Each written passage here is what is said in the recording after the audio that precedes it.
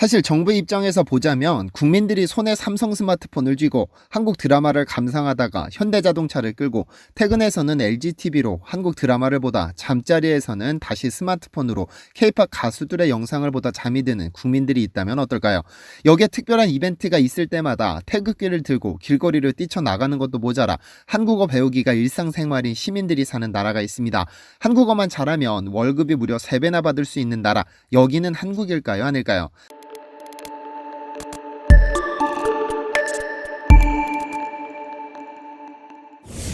안녕하세요, 디스멘터리입니다. 한 국가 전체가 대한민국에 푹 빠진 나라가 있습니다. 베트남인데요. 베트남 국민들은 현재 한 손으로 삼성에서 만든 스마트폰을 들고 현대자동차가 만든 자동차를 끌고 귀로는 K-팝을, 눈으로는 한국 드라마를 감상하기에 여념이 없는데요.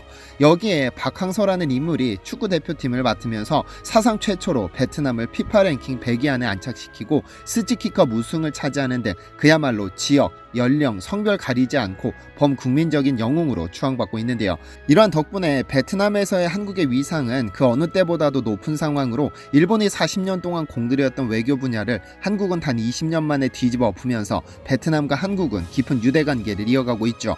다만 2020년 코로나 사태 초반 베트남이 한국발 비행기에 대해 하노이 공항에 착륙하지 못하게 조치하는 등의 사태를 겪으면서 양국 네티즌 간의 설전이 있었고 서로를 조롱하는 등 쉽지 않은 상황을 보냈습니다만 이제 다시 관계를 회복하고 있습니다.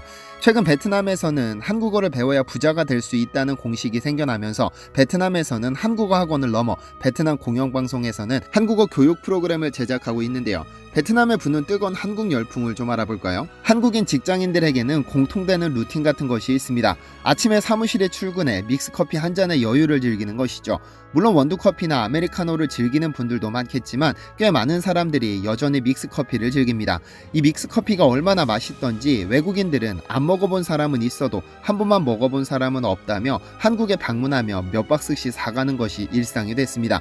전 세계적인 코로나 여파로 집콕 생활이 늘면서 가정에서 마시는 커피 믹스의 수요도 상당히 높아졌는데 이와 함께 주가가 상승하는 나라가 바로 베트남입니다. 지구상에 알려진 커피 품종은 총 80여 종에 달하지만 상업적으로 가치를 지닌 품종은 3개 정도에 불과합니다. 아라비카, 로부스타, 리베리카가 그것인데요. 리베리카는 병충해에는 강하지만 가뭄에 약해 전체 생산에서 약 2%에 불과하며 시간이 갈수록 재배 면적도 줄어드는 추세입니다. 그래서 아라비카와 로부스타 두 종이 커피 시장을 장악하고 있는데 실질적으로는 아라비카가 60%가량으로 시장을 지배했고 로부스타가 40%가량으로 대항마 역할을 하는 형세입니다. 그러나 가격이 비싼 아라비카 대신에 커피 믹스는 로부스타라는 품종을 사용하는데 이 로부스타 품종에 관한 한 베트남은 압도적인 세계 1위입니다. 코로나가 터지기 전 한국인들이 베트남을 방문하면 필수 구매 품목 중 하나가 G7이라는 커피 브랜드인데 이 역시 베트남의 유명한 커피 믹스입니다. 사실 한국과 베트남의 외교 관계는 절대로 좋아질 수 없는 역사를 가지고 있습니다. 왜냐하면 한국이 베트남 전쟁 당시 미국을 도와 참전해 수많은 베트공을 사살했고 이 전쟁의 상처가 고스란히 베트남에 남았기 때문입니다.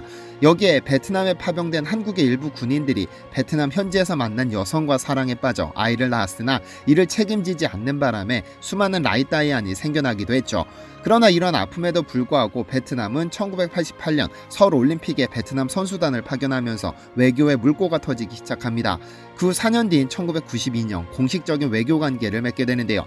아직까지 서먹했던 관계는 1995년 베트남 통일 20주년을 맞이해 진행된 MBC와의 인터뷰에서 베트남군 사령관은 과거 베트남 전쟁 때 한국이 타이에 의해 참전한 것을 알고 있다며 과거는 잊고 미래를 위해 협력하는 것이 좋겠다라고 화해 제스처를 취하면서 급속도로 좋아졌습니다. 그런데 중국이라는 공동의 적을 가진 베트남과 일본은 1951년 남베트남과 1973년 북베트남과 수교를 체결하면서 끈끈한 관계를 유지해왔는데 한국이 이를 단번에 뒤집어 버렸습니다. 한류 덕분인데요. 베트남 청소년들은 BTS, 블랙핑크 등 세계적인 K-팝 스타들은 물론 잘 알려지지 않은 아이돌들의 노래와 춤을 따라하기 시작했고 이미 중국이나 일본 등 동북아시아에서 인기를 끈 한국 드라마와 예능은 점차 베트남의 안방까지 독차지하기 시작했습니다. 예쁘고 멋진 한국 아이돌 그리고 이 세상 미모가 아닌 듯한 한국 배우들의 모습을 사랑한 베트남에서는 그들과 조금이라도 닮아보고자 한국 화장품의 인기가 급속도로 높아졌고 심지어는 똑같이 만들어달라며 한국의 성형외과를 찾는 베트남 여성들까지 생겨나기도 했는데요. 여기에 더해 박항서 축구대표팀 감독이 축구로 베트남을 사로잡으면서 오랜 지역 감정의 골까지 해소해주는 모습입니다. 박항서라는 인물의 등장으로 한류와 더불어 한국에 대한 우호감이 들불처럼 솟아올랐고 한국 기업들의 베트남 진출도 가속화되었는데요. 이를 놓칠 리 없는 한국의 많은 기업들이 베트남으로 수출되는 상품 모델을 박항서 감독으로 교체하기도 했었죠. 사실 베트남 시장을 장악한 기업으로 삼성과 LG를 빼놓을 수 없습니다. 삼성은 최근 출시한 갤럭시 Z 플립 3와 갤럭시 Z 폴드 3가 폭발적인 인기를 끌면서 생산의 수요를 따라가지 못하자 베트남의 생산 라인을 증설하기로 결정했습니다. 그러나 하늘이 도운 것인지 코로나의 급속한 확산으로 수많은 공장들이 가동을 중단했지만 삼성의 폴더블폰 생산 라인은 여전히 활발하게 가동되고 있습니다. 사실 베트남은 삼성의 제2본사라고 불릴 정도로 삼성 제품을 생산하고 있습니다. 이 덕분에 베트남 100대 기업 중 삼성이 당당히 2위를 차지했고 베트남 전체 수출의 18%를 차지하고 전체 GDP의 4분의 1을 담당하고 있기도 합니다. 그런데 한국 기업들의 베트남 진출, 한류, 관광 등이 맞물리면서 베트남에서는 요즘 한국어가 폭발적인 인기를 끌고 있습니다. 한국 기업에 취업하기 위해서 내가 좋아하는 한국 아이돌들이 하는 말을 이해하기 위해서 한국 관광객을 상대로 관광업을 영위하기 위해서라도 한국어는 필수적인 언어가 됐죠. 한때 베트남에서는 한국어를 잘하면 기본적으로 월급의 3배를 받을 수 있다는 소문이 돈 적이 있습니다. 그런데 실제로 한국어는 돈이 됩니다. 지난 3월 하노이 국립외국어대는 졸업생 754명을 조사한 결과 한국어를 전공한 직장인의 평균 급여는 월 75만 원 수준으로 나타났습니다. 베트남 대도시 직장인 평균 월급이 32만 원이라고 했을 때 2배가 많은 금액이죠. 단순히 한국어 지시를 이해하고 업무 보조만 하는 단순 사무직도 최소 35만 원을 받을 수 있고 한국어로 대화하고 문서 번역까지 가능하면 100만 원 가까이 월급이 뛴다고 하니 한국어가 돈이 된다는 소문도 거짓은 아닌 듯 합니다. 그런데 이런 한국어의 가치를 가장 먼저 포착한 집단이 바로 대입 수험생을 둔 학부모입니다. 한국어과의 경쟁률이 갈수록 치열해지면서 최근 5년 사이에는 한국어과 입학 점수가 법대나 의대 수준까지 올라갔습니다. 실제로 베트남의 서울대로 불리는 하노이 대학교의 경우 2018년 40점 만점에 32점이면 안정적으로 한국어과에 입학할 수 있었으나 2020년에는 36점을 받아야 간신히 합격증을 받을 수 있었습니다. 하노이 국립외국어대학교 역시 한국어과 입학 점수가 28점에서 35점까지 수직 상승했는데요. 폭발적인 수요에 맞게 한국어과를 개설하는 대학도 늘고 있습니다. 베트남 남부 지역은 호치민을 중심으로 14개 대학에 한국어과가 설치되어 있는데 2012년 7곳에 비하면 7년 만에 2배나 증가했습니다. 1992년 수교 이후 하노이 대학교에 처음으로 생긴 한국어과는 현재 32개 대학교에서 16,000명이 전공하고 있을 만큼 현재 베트남에서 한국어가 가장 높은 인기를 자랑합니다. 이런 한국어 열풍은 대학교에서 그치지 않습니다. 저학년 학부모들도 정부를 쪼아대기 시작했죠. 수년 전부터 정부에 한국어를 정규 교과 과정으로 편성해 달라며 건의하기 시작했습니다. 이렇게 형성된 여론은 베트남 정부를 굴복시켰고 2016년 시범 수업을 거쳐 2020년 3월에는 한국어를 제2외국어로 공식 채택하는 결과를 낳았습니다.